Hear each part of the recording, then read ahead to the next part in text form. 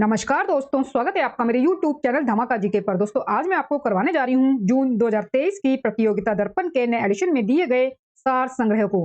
दोस्तों सार संग्रह में विभिन्न विषयों से प्रश्न दिए जाते हैं जो कि मोस्ट इंपोर्टेंट होते हैं और आपकी आगे होने वाली परीक्षाओं में इसमें से दिए गए प्रश्न पूछे जा सकते हैं। इसलिए आप वीडियो को पूरा जरूर देखें और वीडियो अच्छा लगे तो प्लीज वीडियो को लाइक और शेयर जरूर करें और मेरे YouTube चैनल धमाका जीके को सब्सक्राइब जरूर करें, जिससे आगे भी आपको मेरी एग्जाम रिलेटेड वीडियो मिलते रहे। चलिए दोस्तों वीडियो शुरू करते हैं। दोस्तों सार संग्रह में हमारा पहला दिया गया विषय है भारतीय इतिहास एवं संस्कृति से संबंधित प्रश्नों का। पहला प्रश्न हमारे पास, गौतम बुद्ध के जीवन काल के दौरान 6ठी शताब्दी ईसा पूर्व में कितने महाजन पद अस्तित्व में थे? गौतम बुद्ध के जीवन काल के दौरान 6ठी शताब्दी ईसा पूर्व में कितने महाजन पद अस्तित्व में थे? आंसर है इसका 16 महाजन पद। 16 महाजन पद जो थे गौतम बुद्ध के जीवन काल के दौरान अस्तित्व में थे। दूसरा प्रश्न है दोस्तों, वेदत्रयी किन वेदों के संकलन को कहा जाता है? वेदत्रयी किन वेदों के संकलन को कहा जाता है? आंसर है इसका ऋग्वेद, यजुर्वेद और सामवेद। इन तीन वेदों के संकलन को या मिश्रण को वेदत्रयी कहा जाता है। वेदत्रयी इन तीनों वेदों के संकलन को कहा जाता है। तीसरा प्रश्न है दोस्तों, किस वैदिक ग्रंथ में पहली बार पूर्वी एवं पश्चिमी सागर का उल्लेख हुआ है? किस वैदिक ग्रंथ में पहली बार पूर्वी एवं पश्चिमी सागर का उल्लेख हुआ है? आंसर है इसका सतपथ ब्राह्मण में। सतपथ ब्राह्मण में। कौन सा महाजन पद गोदावरी के तट पर अवस्थित था? कौन सा महाजन पद गोदावरी के तट पर अवस्थित था? आंसर है इसका अश्मक। किस उपनिषद का शाब्दिक अर्थ सफेद घोड़ा है? किस उपनिषद का शाब्दिक अर्थ सफेद घोड़ा है? आंसर है इसका श्वेताश्वतर उपनिषद। श्वेताश्वतर उपनिषद। श्वेताश्वतर जो उपनिषद है इसका जो शाब्दिक अर्थ है वो सफेद घोड़ा है, आप जरूर याद रखें। छठा प्रश्न है, सल्तनत काल और मुगल काल में बीजों की खेती आदि के लिए दिए जाने वाले ऋण को क्या कहा जाता था? सल्तनत काल और मुगल काल में बीजों की खेती आदि के लिए दिए जाने वाले ऋण को क्या कहा जाता था? आंसर है इसका तकावी। आंसर है इसका तकावी। सातवां प्रश्न दोस्तों, औरंगजेब की मृत्यु के बाद हिंदुओं पर से जजिया कर किसने हटा दिया? औरंगजेब की मृत्यु के बाद हिंदुओं पर से जजिया कर किसने हटा दिया? आंसर है इसका जहांदर शाह ने। जहांदर शाह ने। औरंगजेब की मृत्यु के बाद जो हिंदुओं पर से जजिया कर है वो जहांदर शाह ने हटा दिया था। दिल्ली सल्तनत के दौरान बरीद किसे कहा जाता था? दिल्ली सल्तनत के दौरान बरीद किसे कहा जाता था? आंसर है इसका समाचार वाहक या जासूस को। समाचार वाहक या जासूस को बरीद कहा जाता था दिल्ली सल्तनत के दौरान। तारीख ए मोहम्मद दीनमक पुस्तक किस लेखक के द्वारा लिखी गई है? आंसर है इसका मोहम्मद बिहम्मद खानिक। मोहम्मद बिहम्मद खानिक। यह जो पुस्तक है यह अरब में इस्लाम के उदय, पैगंबर और खलीफा उमैयाद, अब्बासिद, गजनविड्स, सेल्यूक्स, संजारिद, गजनी और घुर के शान काबनियों और हिंद के शमसी सुल्तानों के बारे में बहुमूल्य जानकारी प्रदान करती है। 10वां प्रश्न दोस्तों, नियामत ए खुदाई की राजनीतिक विचारधारा का निर्माण किसने किया?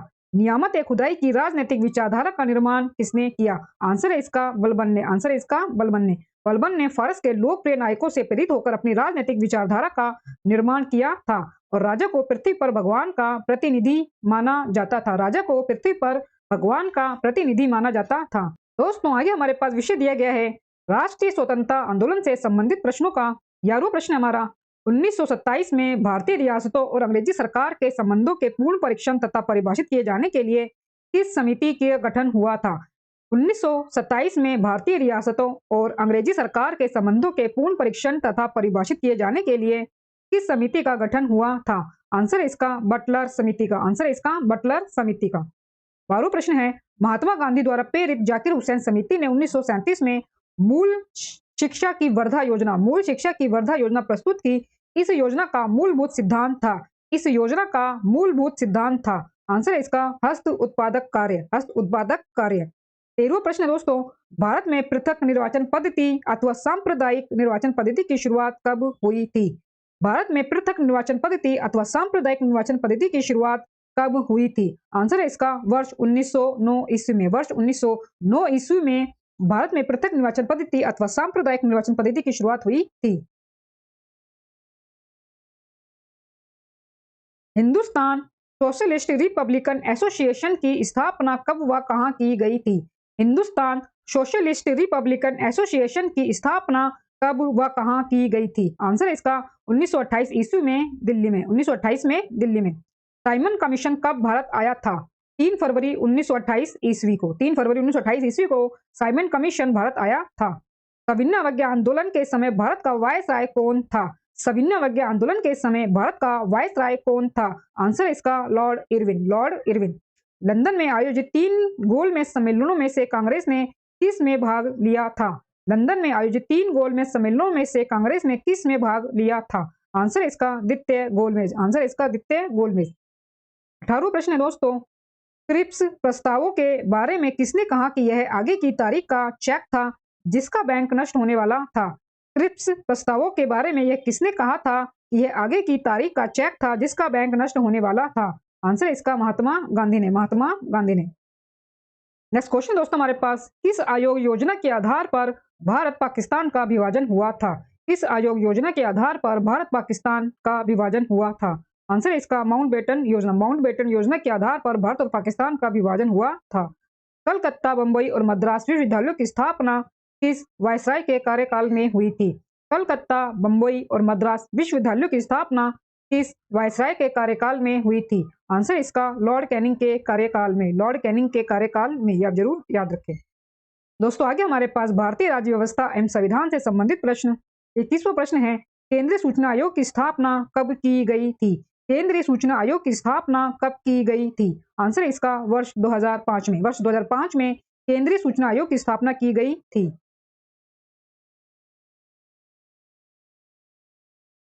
मुख्य सूचना आयुक्त एवं अन्य सूचना आयुक्तों की नियुक्ति के लिए गठित समिति में कौन शामिल होता है? मुख्य सूचना आयुक्त एवं अन्य सूचना आयुक्तों की नियुक्ति के लिए गठित समिति में कौन शामिल होता है? प्रधानमंत्री, लोकसभा में विपक्ष का नेता, एक कैबिनेट मंत्री प्रधानमंत्री द्वारा जो कि नामित किया जाता है, ये सभी शामिल होते हैं। 23वां प्रश्न है, राष्ट्रीय विकास परिषद की बैठक एक वर्ष में कम से कम कितनी बार होनी चाहिए? राष्ट्रीय विकास परिषद की जो बैठक है वो एक वर्ष में कम से कम कितनी बार होनी चाहिए? आंसर है इसका 2 बार। यह प्रश्न जरूर याद रखें, ये कई बार पूछा गया है एग्जाम में, तो इसका आंसर है 2 बार। राष्ट्रीय विकास परिषद की जो बैठक है वो एक वर्ष में कम से कम 2 बार अवश्य होनी चाहिए। भारतीय संविधान का कौन सा अनुच्छेद सर्वोच्च न्यायालय की स्थापना से संबंधित है? भारतीय संविधान का कौन सा अनुच्छेद सर्वोच्च न्यायालय की स्थापना से संबंधित है? अनुच्छेद 124। अनुच्छेद 124 जो है वो सर्वोच्च न्यायालय की स्थापना के बारे में वर्णन करता है, ये आप जरूर याद रखें। भारत के सर्वोच्च न्यायालय की पहली महिला न्यायाधीश कौन थी? भारत के सर्वोच्च न्यायालय की पहली महिला न्यायाधीश कौन थी? आंसर इसका फातिमा बीबी, फातिमा बीबी। कौन से मूल अधिकार राष्ट्रीय आपातकाल के दौरान स्वतः समाप्त नहीं होते हैं? कौन से मूल अधिकार राष्ट्रीय आपातकाल के दौरान स्वतः समाप्त नहीं होते हैं? आंसर है इसका अनुच्छेद 20 और 21। अनुच्छेद जो 20 और जो 21 है, ये जो मूल अधिकार है 20 और 21, ये राष्ट्रीय आपातकाल के दौरान स्वतः समाप्त नहीं होते हैं, यानी कि ये अपने आप समाप्त नहीं होते हैं। 27वां प्रश्न है, मुख्य निर्वाचन आयुक्त को हटाने के लिए किस प्रकार की प्रक्रिया का पालन किया जाना चाहिए? मुख्य निर्वाचन आयुक्त को हटाने के लिए किस प्रकार की प्रक्रिया का पालन किया जाना चाहिए? जैसी सर्वोच्च न्यायालय के मुख्य न्यायाधीश को हटाने के लिए की जाती है, जैसी सर्वोच्च न्यायालय के मुख्य न्यायाधीश को हटाने के लिए की जाती है, उसी प्रकार की प्रक्रिया का पालन जो है वो मुख्य निर्वाचन आयुक्त को हटाने के लिए किया जाता है। दोस्तों वीडियो अच्छा लग रहा हो तो प्लीज वीडियो को लाइक और शेयर जरूर करें और मेरे यूट्यूब चैनल धमाका जीके को सब्सक्राइब जरूर करें, जिससे आगे भी आपको मेरी एग्जाम रिलेटेड वीडियो मिलती रहे। दोस्तों आगे हमारे पास 28वां प्रश्न, संघ लोक सेवा आयोग के अध्यक्ष और सदस्यों का वेतन, पेंशन और भत्ते किस पर भारित होते हैं? संघ लोक सेवा आयोग के अध्यक्ष और सदस्यों का वेतन, पेंशन और जो भत्ते हैं वो किस पर भारित होते हैं? भारत की संचित निधि पर, भारत की संचित निधि पर ये भारित होते हैं।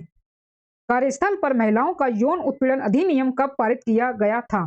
कार्यस्थल पर महिलाओं का यौन उत्पीड़न अधिनियम कब पारित किया गया था?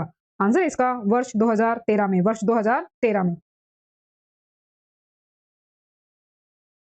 एक कर्मचारी जो एक कार्यालय में 1 वर्ष से अधिक समय से कार्यरत है लेकिन उसके नियोक्ता द्वारा बिना किसी उचित कारण के उसे बर्खास्त कर दिया गया है, इस मामले को डैश के तहत सुलझाया जाना चाहिए। इस मामले को डैश के तहत सुलझाया जाना चाहिए। आंसर आएगा इसका औद्योगिक विवाद अधिनियम 1947। एक कर्मचारी जो एक कार्यालय में 1 वर्ष से अधिक समय से कार्यरत है लेकिन उसके नियोक्ता द्वारा बिना किसी उचित कारण के उसे बर्खास्त कर दिया गया है, तो इस मामले को औद्योगिक विवाद अधिनियम 1947 के तहत सुलझाया जाना चाहिए, आप जरूर याद रखें।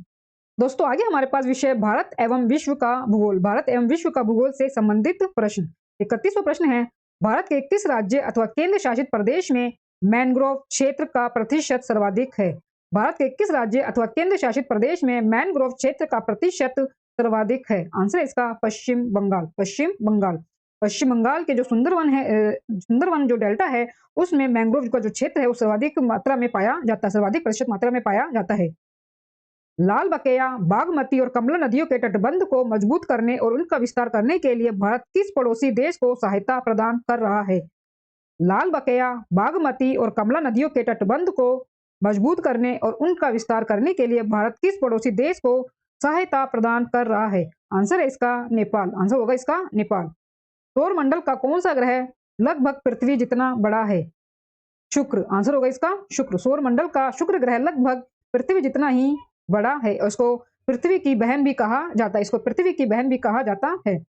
तारे पूर्व से पश्चिम में किस कारण ज्यादा दिखते हैं? तारे पूर्व से पश्चिम में किस कारण ज्यादा दिखते हैं? पृथ्वी पश्चिम से पूर्व को घूम रही है। पृथ्वी पश्चिम से पूर्व को घूम रही है, इसी कारण जो तारे हैं वो पूर्व से पश्चिम में ज्यादा दिखाई देते हैं। यह सिद्धांत किसने सर्वप्रथम प्रतिपादित किया कि सूर्य हमारे सौर मंडल का केंद्र है और पृथ्वी उसकी परिक्रमा करती है? यह सिद्धांत सर्वप्रथम किसने प्रतिपादित किया कि सूर्य हमारे सौरमंडल का केंद्र है और पृथ्वी उसकी परिक्रमा करती है? आंसर है इसका कॉपरनिकस ने। कॉपरनिकस ने। 36वां प्रश्न है, भारत का कौन सा राज्य तीन ओर से बांग्लादेश से घिरा है? आंसर है इसका त्रिपुरा। त्रिपुरा जो है वो बांग्लादेश से घिरा हुआ है तीनों ओर से। 37वां प्रश्न है, भूमध्य रेखा के निकट किस तरह के वन पाए जाते हैं? भूमध्य रेखा के निकट किस तरह के वन पाए जाते हैं? आंसर है इसका उष्ण कटिबंधीय वन। उष्ण कटिबंधीय वन। पारिस्थितिकी संतुलन बनाए रखने के लिए भारत में वन क्षेत्र कितने अनुपात में होना चाहिए? 33.3 यानी कि 33% के आसपास, 33.5% के आसपास। सरदार सरोवर नदी घाटी परियोजना से लाभान्वित होने वाले राज्य कौन से हैं?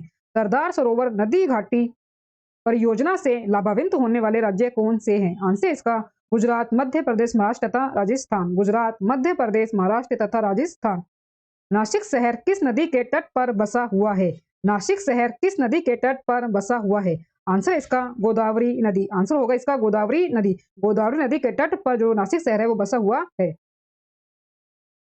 दोस्तों आगे हमारे पास पर्यावरण एवं जैव विविधता से संबंधित प्रश्न।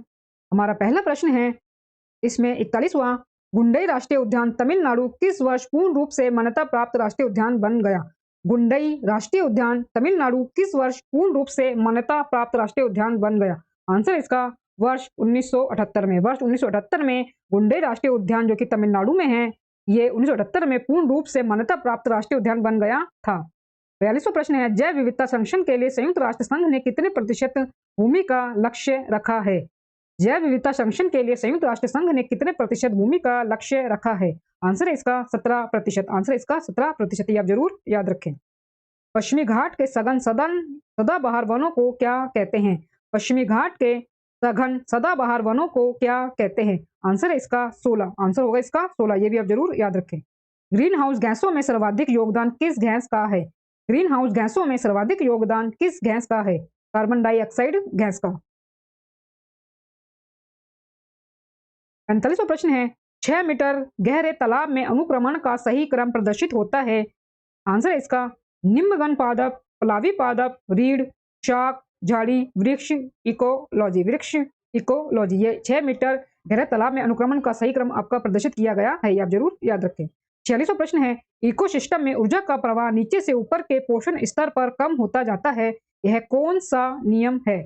इकोसिस्टम में ऊर्जा का प्रवाह नीचे से ऊपर के पोषण स्तर पर कम होता जाता है, यह कौन सा नियम है?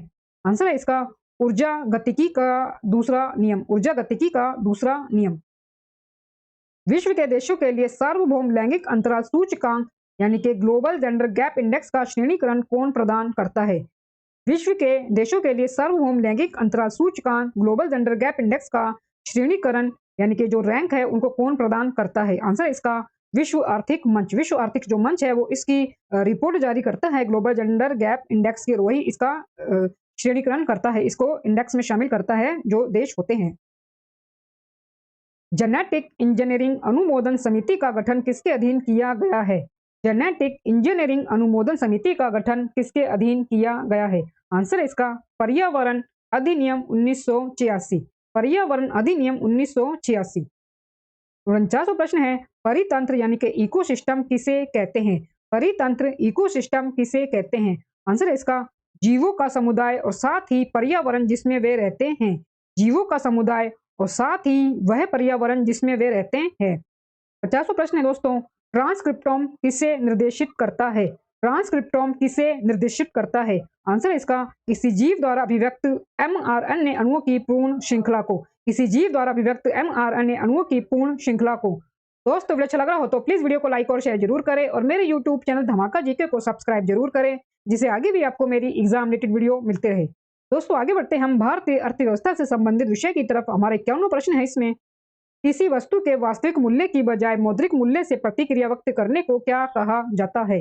किसी वस्तु के वास्तविक मूल्य की बजाय मौद्रिक मूल्य से प्रतिक्रिया व्यक्त करने को क्या कहा जाता है? आंसर है इसका मुद्रा भ्रम। मुद्रा भ्रम। इस पंचवर्षीय योजना का उद्देश्य समाजवादी समाज की स्थापना करना था। आंसर है इसका द्वितीय पंचवर्षीय योजना। द्वितीय पंचवर्षीय योजना का उद्देश्य समाजवादी समाज की स्थापना करना था। भारतीय पूंजी बाजार को विनियमित करने की वैधानिक शक्तियां किसके पास है? भारतीय प्रतिभूति एवं विनिमय बोर्ड सेबी के पास है। भारतीय प्रतिभूति एवं विनिमय बोर्ड यानी कि सेबी के पास है। 54वां प्रश्न है, बैंकिंग प्रणाली की पुनर्रचना के संबंध में सुझाव देने हेतु 1951 में किस समिति का गठन किया गया था? बैंकिंग प्रणाली की पुनर्रचना के संबंध में सुझाव देने हेतु 1991 में किस समिति का गठन किया गया था? आंसर है इसका नरसिम्हा समिति का। नरसिम्हा समिति का। 55वां प्रश्न है, राष्ट्रीय स्टॉक एक्सचेंज की स्थापना 1991 में किस समिति की अनुशंसा पर की गई थी? राष्ट्रीय स्टॉक एक्सचेंज की स्थापना 1991 में किस समिति की अनुशंसा पर की गई थी? आंसर है इसका फेरवानी समिति की। फेरवानी समिति की सिफारिश के आधार पर राष्ट्रीय स्टॉक एक्सचेंज यानी कि एनएसई नेशनल स्टॉक एक्सचेंज की जो स्थापना है वो 1991 में की गई थी। भूरी क्रांति किससे संबंधित है? भूरी क्रांति किससे संबंधित है? उर्वरकों के उत्पादन से। उर्वरकों के उत्पादन से। The plant economy of India पुस्तक के लेखक कौन है? The plant economy of India पुस्तक के लेखक कौन है? आंसर है इसका डॉक्टर विश्वेश्वरैया। डॉक्टर विश्वेश्वरैया, आप जरूर याद रखें। 58वां प्रश्न हमारे पास, प्रति व्यक्ति आय पर कैपिटा इनकम है अवधि विशेष में एक देश की जनसंख्या से विभाजित उसकी कुल राष्ट्रीय आमदनी। अवधि विशेष में एक देश की जनसंख्या से विभाजित उसकी कुल राष्ट्रीय आमदनी। ये आप जरूर याद रखें। 59वां प्रश्न है, कर के रूप में सरकार द्वारा आयात पर लगाए जाने वाले सभी प्रतिबंध कहलाते हैं। कर के रूप में सरकार द्वारा आयात पर लगाए जाने वाले सभी प्रतिबंध कहलाते हैं। आंसर है इसका टैरिफ बाधाएं। आंसर है इसका टैरिफ बाधाएं। केंद्रीय बैंक आरबीआई के नियमों के अनुसार तरल रूप में बैंकों द्वारा रखे गए कुल जमा एवं भंडार का न्यूनतम अंश कहलाता है सर्वाधिक तरलता अनुपात। सर्वाधिक तरलता अनुपात। दोस्तों आगे हमारे पास सामान्य विज्ञान एवं तकनीकी से संबंधित प्रश्न। हमारा 61वां प्रश्न दोस्तों, पानी के अंदर हवा का एक बुलबुला किस तरह बर्ताव करता है? आंसर है इसका एक अवतल लेंस की तरह। एक अवतल लेंस की तरह। वेंचुरी मीटर से क्या ज्ञात करते हैं? जल के प्रवाह की दर। जल के प्रवाह की दर। यदि किसी पिंड को पृथ्वी से 11.2 किलोमीटर पर सेकंड के वेग से फेंका जाए तो पिंड पृथ्वी पर कभी नहीं लौटेगा, क्योंकि ये पृथ्वी का पलायन वेग है। यहाँ से पृथ्वी से अगर किसी वस्तु को इसी स्पीड से अगर फेंका जाता है 11.2 किलोमीटर पर सेकंड के अगर वेग से फेंका जाता है तो जो पिंड है वो पृथ्वी पर कभी नहीं लौटता है। ये पृथ्वी से बाहर निकलने की स्पीड है। आकाश के नीले दिखाई देने का मुख्य कारण है। आकाश के नीले दिखाई देने का मुख्य कारण है। आंसर है इसका वायुमंडल में उपस्थित धूल आदि के कणों द्वारा सौर किरणों का प्रकीर्णन। वायुमंडल में उपस्थित धूल आदि के कणों के द्वारा सौर किरणों का प्रकीर्णन, इसी के कारण जो है हमें आकाश नीला दिखाई देता है। 65वां प्रश्न है, कारों, ट्रकों और बसों में ड्राइवर की सीट के बगल में कौन सा दर्पण लगा होता है? कारों, ट्रकों और बसों में ड्राइवर की सीट के बगल में कौन सा दर्पण लगा होता है? आंसर है इसका उत्तल दर्पण। उत्तल दर्पण जो है वो कारों, ट्रकों और बसों में ड्राइवर की सीट के बगल में लगा होता है, जिससे जो पीछे का जो दृश्य है वो उत्तल दर्पण में एकदम छोटा और स्पष्ट दिखाई देता है। छोटा दिखाई देता है और वो स्पष्ट दिखाई देता है उत्तल दर्पण में। मानव शरीर के किस भाग में शुक्राणु डिंब को निषेचित करता है? मानव शरीर के किस भाग में शुक्राणु डिंब को निषेचित करता है? आंसर है इसका डिंब वाहिनी नली में। डिंब वाहिनी नली में यानी कि फैलोपियन ट्यूब में। मानव शरीर की सबसे छोटी हड्डी है स्टेपी, जो कि कान में स्थित होती है। सामान्य श्वसन को नियंत्रण करने वाला श्वसन केंद्र मनुष्य में स्थित होता है मेडुला ऑब्लिंगेटा में, मेडुला ऑब्लिंगेटा में। इंसुलिन स्रावित होता है पैनक्रियाज द्वारा। फूलों के अध्ययन को कहते हैं एंथोलॉजी, फूलों के अध्ययन को कहते हैं एंथोलॉजी। दोस्तों आगे हमारे पास शिक्षा एवं बाल मनोविज्ञान से संबंधित प्रश्न जो कि टीचिंग की तैयारी कर रहे बच्चों के लिए मोस्ट इंपोर्टेंट होते हैं। हमारे 71वां प्रश्न है, वे शिक्षार्थी जो संबंध ज्ञान और शैक्षणिक दक्षता की हार्दिक इच्छा प्रदर्शित करते हैं उनके पास होता है। वे शिक्षार्थी जो संबंध ज्ञान और शैक्षणिक दक्षता की हार्दिक इच्छा प्रदर्शित करते हैं उनके पास होता है। आंसर इसका निष्पादन उपागम अभिविन्यास, निष्पादन उपागम अभिविन्यास, performance approach orientation. Next question दोस्तों हमारे पास 72वां प्रश्न, बहुविध बुद्धि सिद्धांत के अनुसार सभी प्रकार के पशुओं, खनिजों और पेड़ पौधों को पहचानने और वर्गीकृत करने की योग्यता डैश कहलाती है, यानी कि क्या कहलाती है? आंसर है इसका संज्ञानात्मक गतिविधि।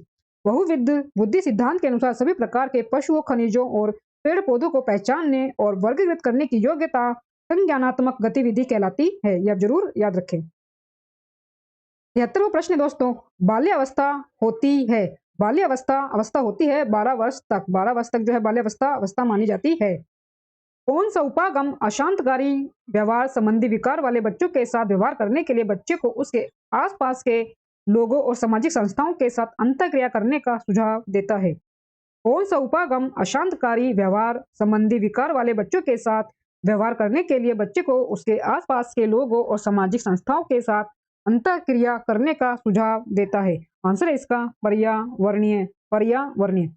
74वां प्रश्न है, अभिवृत्ति है एक भावात्मक प्रवृत्ति जो अनुभव के द्वारा संगठित होकर किसी मनोवैज्ञानिक वस्तु के प्रति पसंदगी या नापसंदगी के रूप में प्रतिक्रिया करती है।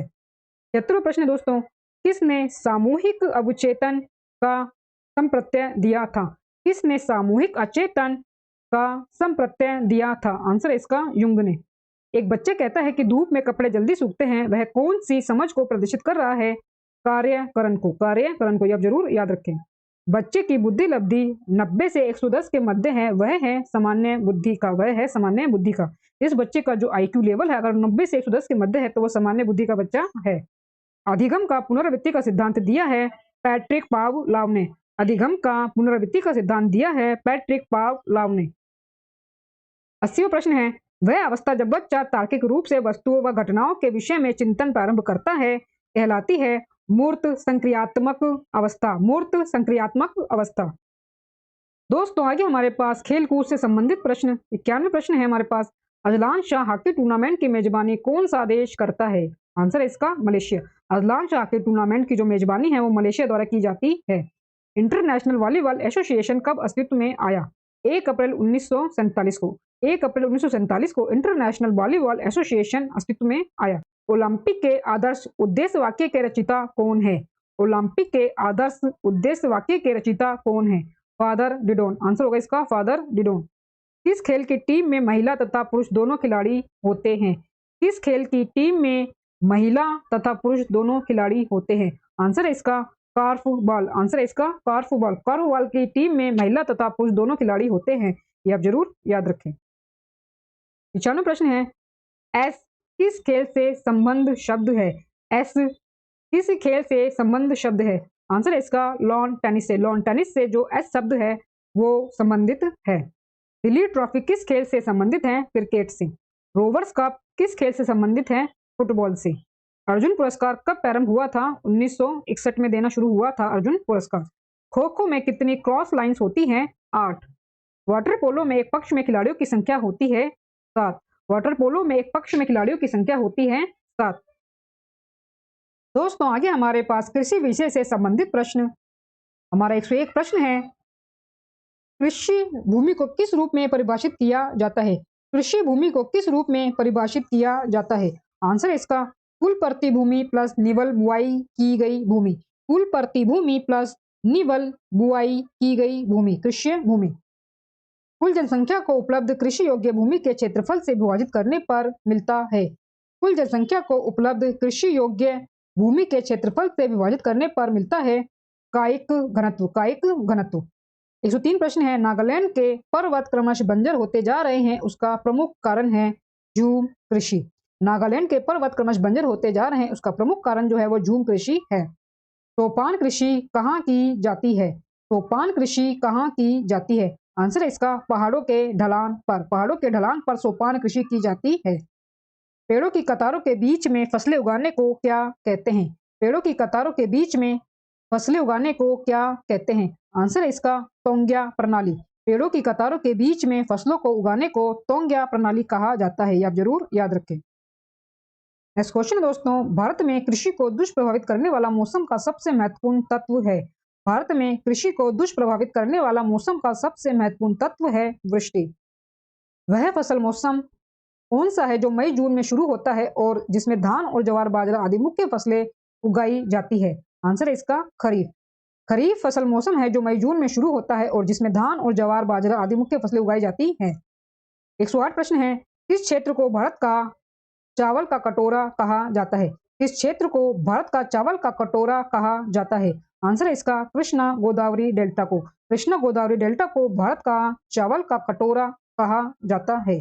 109 प्रश्न है, भारत में जायद फसलों का कौन सा मौसम होता है? भारत में जायद फसलों का कौन सा मौसम होता है? आंसर है इसका अप्रैल और जून। अप्रैल और जून। अंतर्वर्ती यानी कि जायद फसल है प्रतिस्थापित फसलें जो तब रोपित की जाती है जब नियमित फसलें उगने में असफल हो जाए। प्रतिस्थापित फसलें जो तब रोपित की जाती हैं जब नियमित फसलें जो है वो उगने में असफल हो जाएं।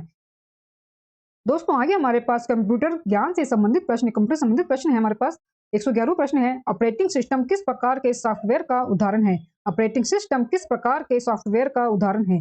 आंसर इसका सिस्टम सॉफ्टवेयर का। सिस्टम सॉफ्टवेयर का। कंप्यूटर की कौन सी छोटी इकाई कंप्यूटर में सभी अंकगणितीय और तार्किक कार्यों को करती है? ALU यानी कि अरिथमेटिक लॉजिक यूनिट। मदरबोर्ड में क्या रहता है जो मदरबोर्ड पर सीपीयू को दूसरे पुर्जों से जोड़ता है? मदरबोर्ड में क्या रहता है जो मदरबोर्ड पर सीपीयू को दूसरे पुर्जों से जोड़ता है? सिस्टम बस। आंसर है इसका सिस्टम बस। सिस्टम बस जो है मदरबोर्ड में रहता है जो मदरबोर्ड पर सीपीयू को दूसरे पुर्जों से जोड़ता है। किसी कंप्यूटर के प्रोग्राम में बच्चों द्वारा प्रयुक्त भाषा प्राय कौन सी होती है? आंसर है इसका लोगो। लोगो जो भाषा है वो बच्चों द्वारा बच्चों के लिए प्रयुक्त की जाती है। दोस्तों वीडियो अच्छा लग रहा हो तो प्लीज वीडियो को लाइक और शेयर जरूर करें और मेरे यूट्यूब चैनल धमाका जीके को सब्सक्राइब जरूर करें, जिससे आगे भी आपको मेरी एग्जाम रिलेटेड वीडियो मिलती रहे। दोस्तों आगे हमारे पास 115 प्रश्न, किसी बाहरी स्रोत से आती है और कंप्यूटर सॉफ्टवेयर में फीड की जाती है, उस सूचना को क्या कहते हैं? किसी बाहरी स्रोत से आती है और कंप्यूटर सॉफ्टवेयर में फीड की जाती है, उस सूचना को क्या कहते हैं? आंसर है इसका इनपुट। उसको इनपुट कहा जाता है। कीबोर्ड किस प्रकार का डिवाइस है? इनपुट। कीबोर्ड जो है वो इनपुट डिवाइस है। आभासी स्मृति यानी कि वर्चुअल मेमोरी आमतौर पर कहाँ स्थित होती है? हार्ड ड्राइव पर। वह प्रक्रिया जिसमें जब पेज की आवश्यकता होती है वह उसे मेमोरी में ले जाया जाता है। वह प्रक्रिया जिसमें जब पेज की आवश्यकता होती है वहां उसे मेमोरी में ले जाया जाता है। आंसर है इसका पेज रिप्लेसमेंट। Page replacement. कोई वेबसाइट एक्सेस करने पर सबसे पहले जो पेज दिखाई पड़ता है उसे कहते हैं होम पेज। कोई भी वेबसाइट एक्सेस करने पर सबसे पहले जो पेज दिखाई देता पड़ता है उसे कहते हैं हम होम पेज। 120 प्रश्न है, कौन सा डिवाइस दो अलग अलग प्रकार के डिवाइसों या सिस्टमों को जोड़ने का काम करता है? कौन सा डिवाइस दो अलग अलग प्रकार के डिवाइसों या सिस्टमों को जोड़ने का काम करता है जब वे अलग अलग प्रोटोकॉल इस्तेमाल करते हैं? जब वे अलग अलग प्रोटोकॉल इस्तेमाल करते हैं। आंसर होगा इसका बिस। आंसर होगा इसका बिस। दोस्तों आगे हमारे पास विविध से संबंधित प्रश्न, 121वां प्रश्न हमारे पास, एक ही स्थान पर लगने वाले दो महाकुंभ मेलों के बीच कितना अंतराल होता है? एक ही स्थान पर लगने वाले दो महाकुंभ मेलों के बीच कितना अंतराल होता है? आंसर है इसका 12 वर्ष का। 12 वर्ष का। कुमार संभव, रघुवंशम तथा अभिज्ञान शाकुंतलम के लेखक कौन है? आंसर है इसका कालिदास। लावणी है महाराष्ट्र के संगीत रंगमंच का प्रसिद्ध लोक रूप। लावणी है महाराष्ट्र के संगीत रंगमंच का प्रसिद्ध लोक रूप। कबीर हिंदी की किस स्थानीय भाषा में लिखते थे? कबीर हिंदी की किस स्थानीय भाषा में लिखते थे? आंसर है इसका अवधी भाषा में। सितार और वीणा पर बजाए गए एक ही स्वर में किसमें अंतर होता है? गुणता में। सितार और वीणा पर बजाए गए एक ही स्वर में किसमें अंतर होता है? गुणता में। आगे हमारे पास प्रश्न 126वां प्रश्न, एक जनजाति की पहचान एवं अन्य प्रकार के समूह से उसके अंतर का आधार है विशिष्ट सामाजिक संगठन एवं संस्कृति। एक ही जनजाति की पहचान व अन्य प्रकार के समूह से उसके अंतर का आधार जो होता है वो विशिष्ट सामाजिक संगठन एवं संस्कृति होता है। 127वां प्रश्न है, भारतीय शास्त्रीय नृत्य की सबसे प्राचीन शैली कौन है? भरतनाट्यम। भारतीय शास्त्रीय नृत्य की सबसे प्राचीन शैली भरतनाट्यम है। रविंद्रनाथ टैगोर ने किस शास्त्रीय नृत्य को पुनर्जीवित करके उसे केरल के अतिरिक्त बंगाल में लोकप्रिय बनाया गया? रविंद्रनाथ टैगोर ने किस शास्त्रीय नृत्य को पुनर्जीवित करके उसे केरल के अतिरिक्त बंगाल में लोकप्रिय बनाया गया? आंसर है इसका कथकली। आंसर होगा इसका कथकली। 129वां प्रश्न है, लतीफ खां का संबंध किस वाद्य यंत्र से है? लतीफ खां का संबंध किस वाद्य यंत्र से है? आंसर है इसका सारंगी। आंसर है इसका सारंगी। दोस्तों ये हमारा अंतिम प्रश्न है 130वां प्रश्न, मीमांसा दर्शन का संस्थापक किसे माना जाता है? आंसर है इसका जैमिनी को। मीमांसा दर्शन का संस्थापक जैमिनी को माना जाता है। दोस्तों इसी अंतिम प्रश्न के साथ जून 2023 के प्रतियोगिता दर्पण के नए एडिशन में दिया गया सार संग्रह हमारा पूरा होता है। दोस्तों वीडियो अच्छा लगा हो तो प्लीज वीडियो को लाइक और शेयर जरूर करें और मेरे यूट्यूब चैनल धमाका जीके को सब्सक्राइब जरूर करें, जिससे आगे भी आपको मेरी एग्जाम रिलेटेड वीडियो मिलते रहे। दोस्तों मिलते हैं नेक्स्ट वीडियो में नए टॉपिक के साथ, तब तक के लिए धन्यवाद।